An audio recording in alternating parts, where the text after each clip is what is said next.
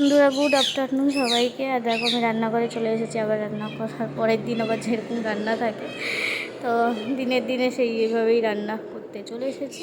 আমি একটু বেরিয়েছিলাম বাজারে, তো বাজার থেকে সবজিপাতি নিয়ে এসেছি অনেক কিছু। হ্যাঁ, তারপর এখন রান্না করছি। তো এখানে দেখো মুড়োর ঝাল করছি। মুড়ো বলতে মাছের মুড়োর যে ঝাল হয় সেই ঝাল করছি। আর এখানে পটল, আদা, রসুন, লঙ্কা, পেঁয়াজ যেরকম মশলা হয় সেভাবে মশলা কষাচ্ছি। আর এখানে মুড়োগুলো ভেজে রেখেছি। তো এখানে আমি মুড়োগুলো দিয়ে ঝোলটা করব। আর ঝাল অ্যাকচুয়ালি নয়, ঝোলই বলতে যেরকম হয়, ঝোল হবে না, কষা কষা হবে। এখানে হবে মাছের ঝোল, জিরে আদা ধনে দিয়ে ঝোল।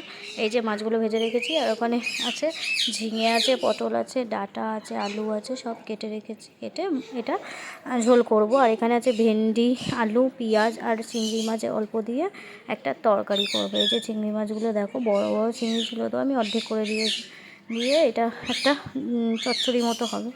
চচ্চড়ি বলো কি চিংড়ি মাছ দিয়ে তরকারি, এটাই হবে। তা আজকের এই রান্না আমাদের। এখানে ভাত হয়ে গেছে, ভাতটা আমার শাশুড়ি মাই করেছে, করে এখানে ঝরাতে দিয়েছে।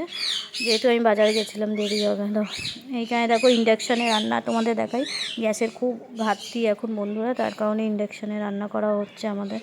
যেহেতু একটা গ্যাস আমাদের শেষ আর একটা গ্যাস চলছিল, তো ওই জন্যই আর কি গ্যাসটাকে সরিয়ে ইন্ডাকশানেই রান্না করা হচ্ছে কাল থেকে। তো এখন খুব খারাপ অবস্থা। তার মধ্যে আজকে ওয়েদারটা ভীষণ খারাপ বন্ধুরা, না রোদ আছে না বৃষ্টি আছে। আর ভোর রাতে মনে হয় আগের দিন বৃষ্টি হয়েছিল, যার কারণে প্রচুর গরম হচ্ছে। তো এই হলো আমাদের ওই যে ওয়েদারটা, বাইরের দেখো কি বিচ্ছিরি একটা ওয়েদার।